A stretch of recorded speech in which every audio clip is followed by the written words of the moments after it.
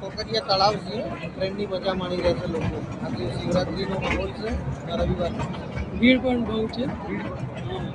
અને આજે આપણે સ્કૂલના પ્રવાસીવાળા દેખાતા નહીં, એનાથી વધારે કેવું લાગ્યું તમને જોવાનું?